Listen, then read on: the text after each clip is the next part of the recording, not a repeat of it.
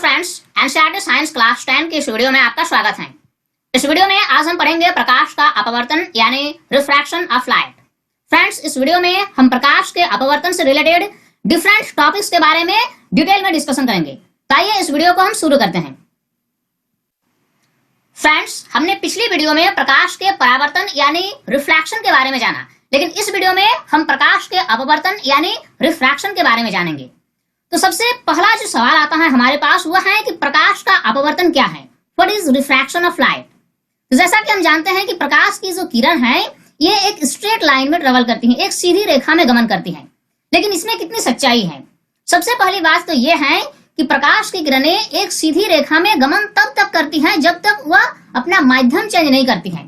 अगर वह एक ही माध्यम में जा रही है तो प्रकाश की किरणें सीधी रेखा में ही जाएगी, लेकिन दिक्कत तब होता है जब प्रकाश की किरणें एक माध्यम से दूसरे माध्यम में प्रवेश करती हैं। अब हम यहाँ पर एग्जांपल ले लेते हैं कि प्रकाश की एक किरण है जो पहले एयर में ट्रेवल कर रही है, अब वह आएगी वाटर में। तो ऐसी स्थिति में क्या होगा कि प्रकाश की जो किरण है वह अपना माध्यम चेंज करेगी। तो जब कभी भी प्रकाश की किरणें ट्रेवल करती हुई माध्यम चेंज करती है तो उस टाइम क्या होता है कि उसका जो नेचुरल स्ट्रेट लाइन पथ है उस पथ से वो भटक जाती है और अपना डायरेक्शन चेंज कर लेती है, और इस प्रकार ये प्रकाश की किरण का डायरेक्शन जो है अपना जो नेचुरल स्ट्रेट लाइन पथ है उससे डेविएट होकर थोड़ा सा मुड़ जाता है। तो इसी घटना को, इसी प्रक्रिया को हम प्रकाश का अपवर्तन यानी रिफ्रैक्शन ऑफ लाइट कहते हैं। यानी सरल शब्दों में अगर कहा जाए कि प्रकाश का अपवर्तन क्या है, तो प्रकाश का अपवर्तन प्रकाश का एक ऐसा फेनोमेनन है जिसमें प्रकाश की किरणें जब एक माध्यम से दूसरे माध्यम में प्रवेश करती है तो अपना रास्ता वो चेंज कर लेती है। इसी घटना को हम प्रकाश का अपवर्तन कहते हैं। प्रकाश के अपवर्तन के बारे में हम और डिटेल जानेंगे, लेकिन इससे पहले हम कुछ बेसिक फैक्ट्स पर नजर डाल लेते हैं। अब हम अपने डेली लाइफ की कुछ घटनाओं का जिक्र करते हैं। पानी से भरे किसी टैंक की तली उठी हुई दिखाई देती है। वास्तव में क्या होता है कि जो टैंक की तली है वह उतनी उठी हुई नहीं होती है जितनी कि वह हमें दिखाई देती है कि जब उसमें पानी से भर दिया जाता है। तो ये एक घटना है जो हम अपने डेली लाइफ में अनुभव करते हैं। इसके साथ साथ हम देखते हैं कि पानी में आंशिक रूप से डूबे पेंसिल टेढ़ी प्रतीत होती हैं। जब किसी पेंसिल को आप आंशिक रूप से पानी में डुबाएं ताकि उसका आधा भाग जो है वो एयर में रहे और आधा भाग पानी के अंदर रहे, तो वैसी स्थिति में पेंसिल जो है वो हमें टेढ़ी दिखाई पड़ती है। इसके साथ साथ अगर आप किसी प्रिंटेड पेपर में कांच के एक स्लैब को रख दें तो आपको ऐसा प्रतीत होगा कि उसमें जो प्रिंटेड मटेरियल है, जो अक्षर हैं, वह उठे हुए प्रतीत होंगे। तो ये सभी कुछ घटनाएं हैं जो हम अपने डेली लाइफ में देखते हैं। तो अब हमें जानना है कि इन सभी घटनाओं के पीछे का राज क्या है। तो इन सभी घटनाएं, इसके अलावा और भी अनेक तरह की घटनाएं हैं जिनके पीछे का राज जो है वह है प्रकाश का अपवर्तन यानी रिफ्रैक्शन ऑफ लाइट। तो आइए अब हम रिफ्रैक्शन ऑफ लाइट के बारे में डिटेल से डिस्कशन करते हैं। चूंकि हमने ये तो जान लिया कि प्रकाश का अपवर्तन क्या होता है, अब हमें जानने की जरूरत है कि प्रकाश के अपवर्तन का नियम क्या है। What are the laws of refraction of light. देखिए, जब कभी भी प्रकाश का अपवर्तन होता है तो उस दौरान प्रकाश कुछ बेसिक्स रूल्स फॉलो करती है, कुछ नियम फॉलो करती है। तो इसी रूल्स को हम प्रकाश के अपवर्तन का नियम कहते हैं। तो प्रकाश के अपवर्तन का दो नियम है। अब आइए हम देखते हैं कि प्रकाश के अपवर्तन का दो नियम क्या क्या है। अपवर्तन के नियम को एकदम हम ग्राउंड लेवल में समझेंगे। हम इमेजिन करते हैं कि दो मीडियम है, एक है फर्स्ट मीडियम और एक है सेकंड मीडियम, और दोनों मीडियम को अलग करने वाले इंटरफेस है। ये इंटरफेस क्या है? नहीं, ये इंटरफेस एक ऐसा सरफेस है जो कि दोनों मीडियम को अलग करती है। अब हम इमेजिन करते हैं कि एक लाइट रे इस इंटरफेस पर आकर टकराती है। तो जब ये लाइट रे इंटरफेस पर आकर टकराती है तो यहाँ क्या होता है ना, प्रकाश का अपवर्तन होता है, यानी प्रकाश अपना मूल जो डायरेक्शन है उससे डेविएट हो जाती है। अब जिस पॉइंट पर ये किरण आकर टकराती है उस पॉइंट पर हम एक नॉर्मल डालेंगे जिससे हम अभिलंब कहेंगे। ये अभिलंब क्या है? ये एक परपेंडिकुलर लाइन है जो कि इंटरफेस के परपेंडिकुलर है। तो यहाँ पर हमें तीन चीज दिखाई दे रही है, एक है आपतित किरण, दूसरा है अपवर्तित किरण और तीसरा है अभिलंब यानी नॉर्मल। आपतित किरण को हम इंग्लिश में इंसिडेंट रे कहेंगे और अपवर्तित किरण को हम इंग्लिश में रिफ्रैक्टेड रे कहेंगे। तो यहाँ तीन चीज हमें दिखाई दे रही है, एक है आपतित किरण, एक है अपवर्तित किरण और एक है अभिलंब यानी नॉर्मल। तो अपवर्तन का जो पहला नियम है वह ये बताती है कि ये तीनों चीज एक ही तल में होगी, एक ही प्लेन में होगी। यानी प्रथम नियम ये बताती है कि आपतित किरण, अपवर्तित किरण और अभिलंब ये तीनों एक ही तल में होगी, एक ही प्लेन में होगी। तो ये रहा अपवर्तन के प्रथम नियम। अब हम अपवर्तन के द्वितीय नियम को देखते हैं। आपतित किरण और अभिलंब के बीच का कोण को I द्वारा इंडिकेट किया जाता है और इससे आपतन कोण कहा जाता है। इंग्लिश में अगर बात करें तो इससे कहा जाएगा एंगल ऑफ इंसिडेंस। उसी प्रकार अपवर्तित किरण और अभिलंब के बीच का कोण को आर द्वारा इंडिकेट किया जाता है और इससे कहा जाता है अपवर्तन कोण यानी एंगल ऑफ रिफ्रैक्शन। तो अपवर्तन का जो सेकंड नियम है वो ये बताती है कि साइन आई और साइन आर का जो रेशियो है वह एक कांस्टेंट क्वांटिटी होगा, एक फिक्स्ड राशि होगा। यानी sine i divided by sine r, इसका जो रिजल्टेंट वैल्यू होगा वह एक नियतांक होगा, एक कांस्टेंट होगा। तो इसी नियम को अपवर्तन का सेकंड नियम कहा जाता है या फिर इससे स्नेल्स लॉ ऑफ रिफ्रैक्शन भी कहा जाएगा, यानी स्नेल के अपवर्तन का नियम। यहाँ एक इंपॉर्टेंट पॉइंट है कि जब कभी भी किसी प्रकाश की किरण का अपवर्तन होता है तो अपवर्तन के बाद ये अपवर्तित किरण कभी कभार अभिलंब के सामने आती है तो कभी कभार अभिलंब से दूर भागती है। ये डिपेंड करता है कि प्रकाश की किरण जो है वह किस माध्यम से किस माध्यम में जा रही है। अगर प्रकाश की किरण रेयरर मीडियम से डेंसर मीडियम में आए यानी विरल माध्यम से सघन माध्यम में आए तो प्रकाश की किरण नॉर्मल की ओर मुड़ेगी, अभिलंब की ओर मुड़ेगी। लेकिन अगर इसका उल्टा हो यानी प्रकाश की किरण डेंसर मीडियम से रेयरर मीडियम में जाए यानी सघन माध्यम से विरल माध्यम में जाए तो प्रकाश की किरण अभिलंब से दूर भागेगी। इस प्रकार अपवर्तन के प्रथम नियम और द्वितीय नियम को हमने समझ लिया। अब आइए इन दोनों नियम को हम शब्दों में लिखने की कोशिश करते हैं। फर्स्ट लॉ बताती है आपतित किरण, अपवर्तित किरण तथा दोनों माध्यमों को पृथक करने वाले सतह के आपतन बिंदु पर अभिलंब सभी एक ही तल में होंगे। यानी तीन चीज दिया हुआ है, एक है आपतित किरण, दूसरा है अपवर्तित किरण और तीसरा है अभिलंब यानी सतह पर जो अभिलंब डाला गया। तो ये तीनों चीज जो है एक ही तल में होंगी, एक ही प्लेन में होंगी। ये जो है ये है प्रथम नियम। और सेकंड नियम जो है वो क्या है न, प्रकाश के किसी निश्चित रंग तथा निश्चित माध्यमों के युग्म के लिए आपतन कोण की ज्या यानी साइन तथा अपवर्तन कोण की ज्या का अनुपात स्थिर होगा। यानी कहने का मतलब कि साइन आई और साइन आर का जो रेशियो होगा वह एक फिक्स्ड होगा। यहाँ एक इंपॉर्टेंट पॉइंट है कि ये फिक्स तभी होगा अगर हम प्रकाश के रंग को चेंज नहीं करें, साथ ही साथ माध्यमों को भी चेंज नहीं करें। अगर हम प्रकाश के रंग या फिर माध्यमों को चेंज कर देंगे तो ये राशि फिक्स नहीं होगी, ये राशि में बदलाव आएगा। इसीलिए यहाँ पर यह शब्द लगाया गया है कि प्रकाश के किसी निश्चित रंग तथा निश्चित माध्यमों का युग्म। यहाँ और एक इंपॉर्टेंट पॉइंट है कि ये सेकंड नियम जो है तभी सही है कि अगर ये आई का मान यानी एंगल ऑफ इंसिडेंस का मान 0 डिग्री से अधिक हो और 90 डिग्री से कम हो। यानी स्नेल का अपवर्तन का नियम तभी मान्य होगा अगर एंगल ऑफ इंसिडेंस 0 डिग्री से अधिक हो और 90 डिग्री से कम हो। इस प्रकार अपवर्तन का प्रथम नियम और द्वितीय नियम को हमने देख लिया। प्रकाश के अपवर्तन को लेकर एक क्वेश्चन अक्सर चर्चा में रहती है कि प्रकाश के अपवर्तन का कारण क्या है, या फिर इस क्वेश्चन का आप ऐसे भी पूछ सकते हैं कि एक माध्यम से दूसरे माध्यम में जाने पर प्रकाश किरण के मुड़ने की वैज्ञानिक कारण क्या है। एक्चुअली होता क्या है कि जब प्रकाश की किरण एक माध्यम से दूसरे माध्यम में जाती है तो प्रकाश जो है अपना डायरेक्शन बदल लेती है। तो इसके पीछे का वैज्ञानिक कारण क्या है। तो होता क्या है कि प्रकाश का जो वेग है, प्रकाश की जो चाल है, ये अलग अलग माध्यम में अलग अलग होती है। तो जब प्रकाश एक माध्यम से दूसरे माध्यम में जाती है तो उसके चाल में परिवर्तन आ जाता है और चाल में परिवर्तन आने के कारण प्रकाश की किरण का जो डायरेक्शन है ये चेंज हो जाता है। यानी विभिन्न माध्यमों में प्रकाश के वेग में भिन्नता के कारण ऐसा होता है। अब हमारा अगला टॉपिक है अपवर्तनांक यानी रिफ्रैक्टिव इंडेक्स। हर मीडियम की अपनी अपनी रिफ्रैक्टिव इंडेक्स होती है। अब ये रिफ्रैक्टिव इंडेक्स क्या है आइए समझते हैं। स्नेल के अपवर्तन नियम के अनुसार हम जानते हैं कि साइन आई और साइन आर का जो रेशियो है वह एक कांस्टेंट क्वांटिटी होता है, एक फिक्स्ड रेशियो होता है और इसी कांस्टेंट क्वांटिटी को ही हम कहते हैं अपवर्तनांक यानी रिफ्रैक्टिव इंडेक्स और इससे हम n21 द्वारा इंडिकेट करते हैं। अब सवाल यह है कि n21 क्यों? क्योंकि n21 जो है ये अपवर्तनांक है। किसका अपवर्तनांक है? ये जो है ये अपवर्तनांक है दूसरे माध्यम का प्रथम माध्यम के सापेक्ष। यानी n21 जो है वह प्रथम माध्यम के सापेक्ष दूसरे माध्यम का अपवर्तनांक है। ये बात ध्यान में रखनी होती है। प्रथम माध्यम क्या है? तो जिस माध्यम में प्रकाश की किरण सबसे पहले आती है वह है प्रथम माध्यम और दूसरा माध्यम क्या है ना, जिस माध्यम में प्रकाश की किरण बाद में पहुंचती है वह है दूसरा माध्यम। तो ये जो अपवर्तनांक है ये अपवर्तनांक है दूसरे माध्यम का प्रथम माध्यम के सापेक्ष। सापेक्षिक अपवर्तनांक को हम दूसरे तरीके से भी एक्सप्रेस कर सकते हैं। n21 यानी ये क्या है ना, ये है अपवर्तनांक दूसरे माध्यम का पहले के सापेक्ष। तो इसको हम कैसे निकाल सकते हैं दूसरे तरीके से?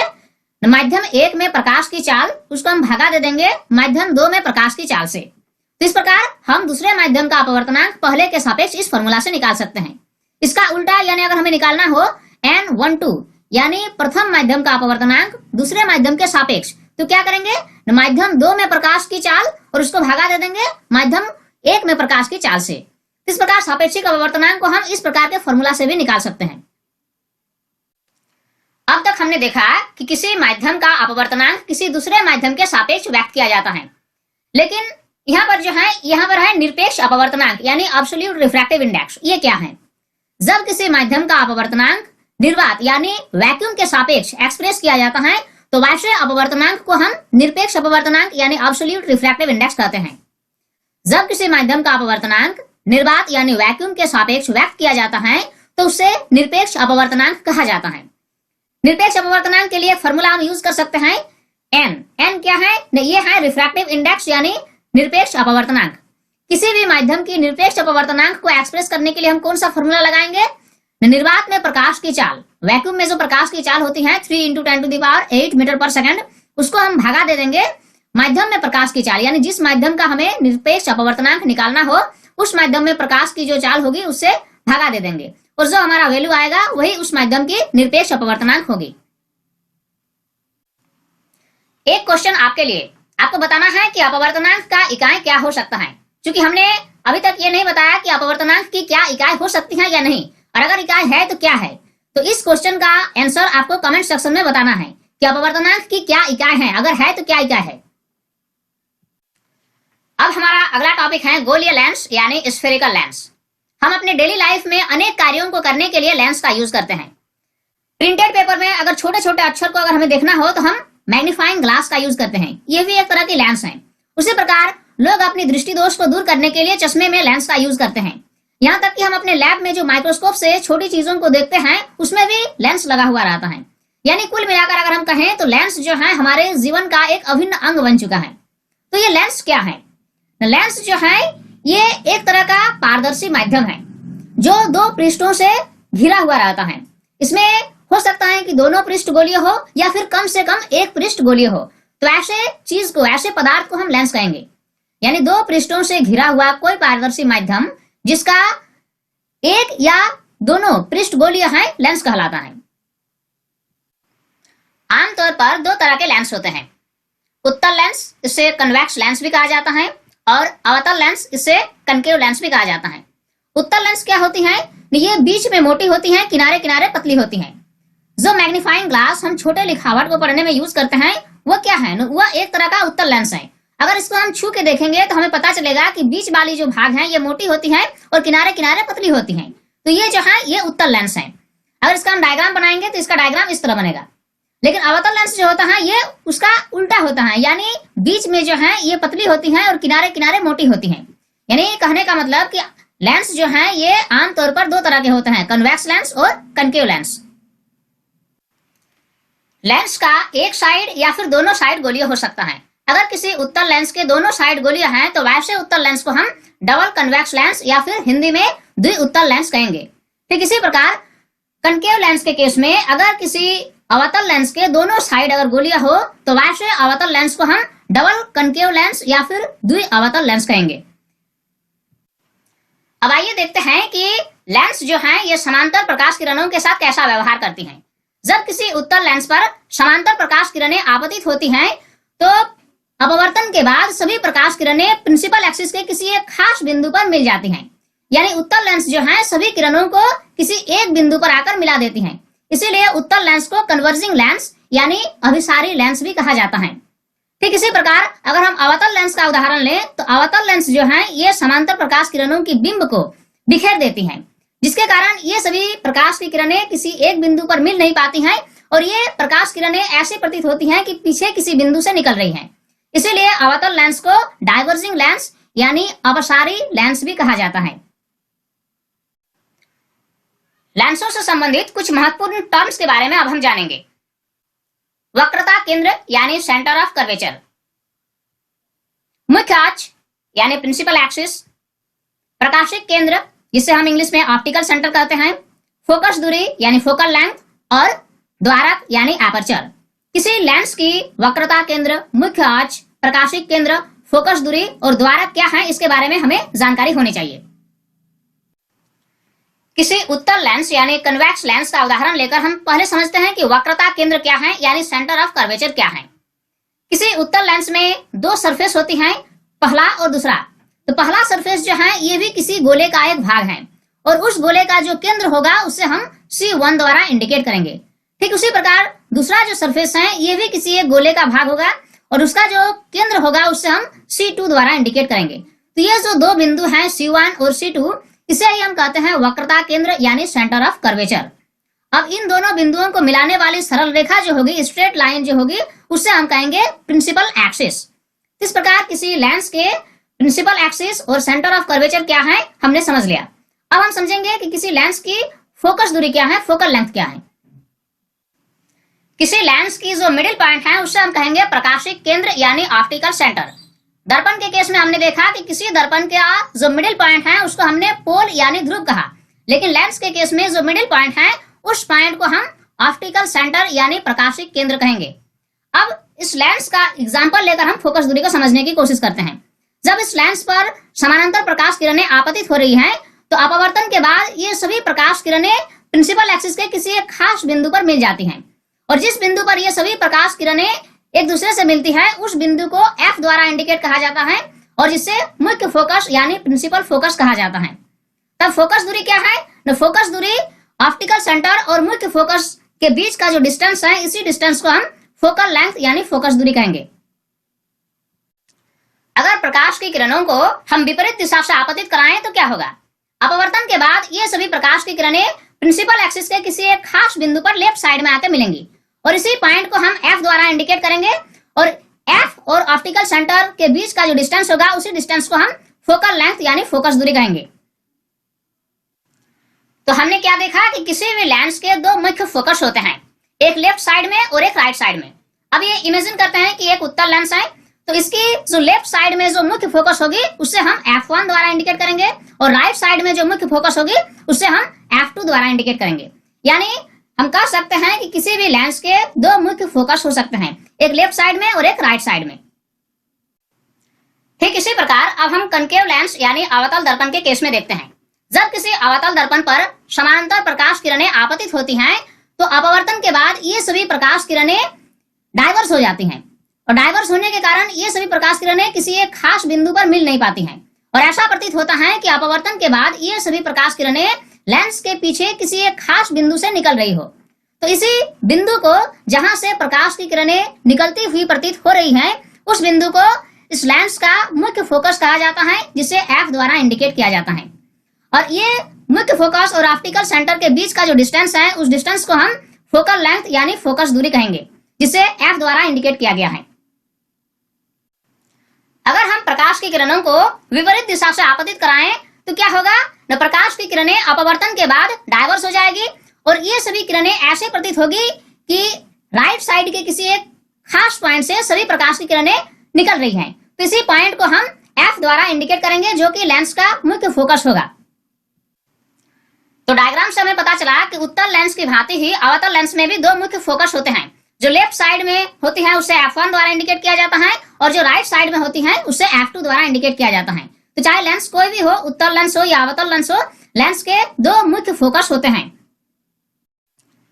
अब हम पढ़ेंगे गोलीय लेंसों के लिए चिन्ह परिपाटी यानी sign convention for spherical lenses. ये क्या है? जब हम लेंसों से रिलेटेड डिफरेंट प्रॉब्लम्स को सॉल्व करते हैं तो हमें तरह तरह के डिस्टेंसेस को मेजर करना पड़ता है, जैसे वस्तु की दूरी, प्रतिबिंब की दूरी, फोकस दूरी। तो हमें यहाँ पर एक समस्या आती है कि हमें पता नहीं चलता कि कौन सी डिस्टेंस को हम पॉजिटिव में लें और कौन सी डिस्टेंस को नेगेटिव में लें। तो इसी परेशानी से बचने के लिए हम पढ़ते हैं गोलीय लेंसों के लिए चिन्ह परिपाटी यानी sign convention for spherical lenses. तो फ्रेंड्स, हमारे चैनल में प्रकाश के परावर्तन के नाम से एक वीडियो ऑलरेडी डाला हुआ है, जिसमें हमने दर्पण के लिए चिन्ह परिपाटी का उल्लेख किया है। तो जो दर्पण के लिए जो चिन्ह परिपाटी है, सब वही चिन्ह परिपाटी लेंस के लिए भी एप्लीकेबल होगी। तो उस वीडियो को आप जरूर देख लेंगे, जिसका लिंक इस वीडियो के डिस्क्रिप्शन सेक्शन में हमने डाल दिया है। उस वीडियो को देखने के बाद आपको चिन्ह परिपाटी को समझने में किसी प्रकार की कोई दिक्कत नहीं होगी। बस इसमें ध्यान दो बात रखनी है। पहला तो ये कि गोलीय दर्पणों के लिए जो चिन्ह परिपाटी हम अपनाई जाती है, वही चिन्ह परिपाटी हम लेंसों के लिए भी अपनाएंगे।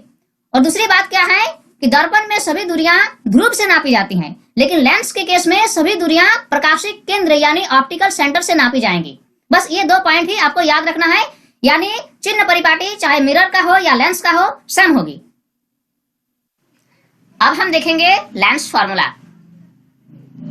1 divided by v minus 1 divided by u is equal to 1 divided by f। ये जो इक्वेशन है इसी इक्वेशन को लेंस फॉर्मूला कहा जाता है। इस फॉर्मूला का यूज हम कहाँ करते हैं? जब लेंसों से रिलेटेड डिफरेंट न्यूमेरिकल प्रॉब्लम्स को हमें सॉल्व करना होगा तो इस फॉर्मूला का हम यूज करते हैं। यहाँ आप जान लें कि v जो है ये है इमेज डिस्टेंस यानी प्रतिबिंब की दूरी, u जो है वह है वस्तु की दूरी यानी ऑब्जेक्ट डिस्टेंस, और f है फोकस दूरी यानी फोकल लेंथ। तो ये जो इक्वेशन है इसी इक्वेशन को लेंस फॉर्मूला कहा जाता है। लेंस फॉर्मूला जो है देखने में मिरर फॉर्मूला जैसा ही है, लेकिन इसमें थोड़ी सी डिफरेंस है। मिरर फॉर्मूला में क्या है कि 1 डिवाइडेड बाय v और 1 डिवाइडेड बाय u के बीच पॉजिटिव साइन रहता है, लेकिन लेंस फॉर्मूला में ये जो साइन है वो नेगेटिव रहता है। इस बात का आप विशेष ध्यान दें कि लेंस फॉर्मूला में नेगेटिव साइन रहता है जबकि मिरर फॉर्मूला में पॉजिटिव साइन रहता है। अब हम अगले टॉपिक में आएंगे, लेंस की क्षमता यानी पावर ऑफ ए लेंस। किसी लेंस द्वारा प्रकाश किरणों को मुख्य अक्ष की ओर मोड़ने की मात्रा को लेंस की क्षमता कहा जाता है।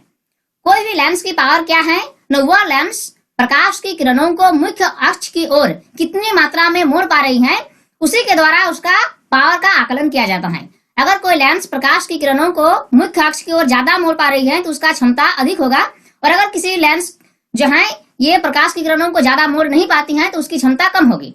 अब इसको हम एक एग्जांपल के जरिए समझने की कोशिश करेंगे। हमारे पास 2 उत्तल लेंस हैं। अब दोनों पर पैरेलल प्रकाश की किरणें हम डालते हैं, तो हम देखते हैं कि जो पहला लेंस है वह प्रकाश की किरण को मोड़ती तो ठीक है लेकिन उसको कम मोड़ पाती है, लेकिन जो दूसरी लेंस है वह प्रकाश की किरण को बहुत ज्यादा मोड़ देती है। इसीलिए हम कह सकते हैं कि जो दूसरी लेंस है वह अधिक पावरफुल है, यानी दूसरी लेंस की जो क्षमता है, पावर है, वह पहली लेंस की तुलना में अधिक है। यहाँ एक इंपॉर्टेंट बात याद रखना है कि जो उत्तल लेंस होती है उसकी पावर हमेशा पॉजिटिव में होती है, लेकिन अवतल लेंस की जो पावर होती है वह नेगेटिव में होती है। कारण क्या है कि उत्तल लेंस जो है वह प्रकाश की किरणों को प्रिंसिपल एक्सिस की तरफ मोड़ती है, लेकिन अवतल लेंस क्या करती है कि वह प्रकाश की किरण को प्रिंसिपल एक्सिस से बाहर करती है। अवतल लेंस के केस में क्या होता है कि जब प्रकाश की किरण अवतल लेंस पर आपतित होती है तो अपवर्तन के बाद ये प्रकाश की किरण जो है ये प्रिंसिपल एक्सिस से दूर चली जाती है। यानी कहने का मतलब ये जो है ये प्रकाश की किरण को प्रिंसिपल एक्सिस की तरफ मोड़ने के बजाय इसको प्रिंसिपल एक्सिस से बाहर की ओर मोड़ देती है, जिसके कारण लेंस की जो क्षमता है उसे हम नेगेटिव में लेते हैं। यही कारण है कि कनकेव लेंस का यानी अवतल लेंस का जो पावर है, जो क्षमता है, वह नेगेटिव में लिया जाता है। तो कहने का मतलब ये हुआ कि कन्वेक्स लेंस का पावर पॉजिटिव होता है और कनकेव लेंस का पावर नेगेटिव होता है। लेंस की क्षमता के लिए एक इक्वेशन दिया हुआ है, वो क्या है न P is equal to 1 divided by F, यानी किसी भी लेंस की जो पावर है वो क्या होगी न 1 के साथ F को डिवाइड कर देंगे। यानी किसी भी लेंस की अगर हमें पावर निकालना हो तो 1 डिवाइडेड बाय फोकल लेंथ। यहाँ एक बात ध्यान में रखनी है कि जब कभी भी किसी लेंस की पावर हमें निकालना है तो जो फोकस दूरी है उसको सबसे पहले हमें मीटर में कन्वर्ट कर लेना है, और मीटर में कन्वर्ट करने के बाद ही इस वैल्यू को पुट करना है, तब हमें लेंस की क्षमता निकालना है। अगर हम फोकस दूरी को सेंटीमीटर ही रहने दें या कोई दूसरे मात्रक में रहने दें और उसके बाद अगर हम निकालते हैं तो वह हमारा जो है करेक्ट रिजल्ट नहीं देगा। इसीलिए सबसे पहले हमें क्या करना है ना, फोकस दूरी को मीटर में बदल लेना है। यहाँ एक इंपॉर्टेंट पॉइंट है कि लेंस की क्षमता जो है इसका एसआई मात्रक है डायोप्टर। चलिए इस वीडियो में हमने काफी कुछ सीखा। अब एक क्वेश्चन आपके लिए। एक उत्तल लेंस है, कन्वेक्स लेंस है, जिसकी फोकस दूरी 10 सेंटीमीटर दिया हुआ है, तो लेंस की क्षमता क्या होगी? आप इसका जवाब कमेंट सेक्शन में जरूर डालें। फ्रेंड्स, इस वीडियो में हम एक टॉपिक को टच नहीं किए हैं, वह है लेंस द्वारा प्रतिबिंब की प्राकृति, स्थिति तथा आपेक्षिक साइज। किसी भी लेंस द्वारा किसी वस्तु का प्रतिबिंब कहाँ बनेगा, कैसा बनेगा, कितनी बड़ी बनेगी, इसके लिए अगर आप चाहते हैं कि एक वीडियो मैं बना दूं तो आप कमेंट सेक्शन में जरूर हमें लिखें।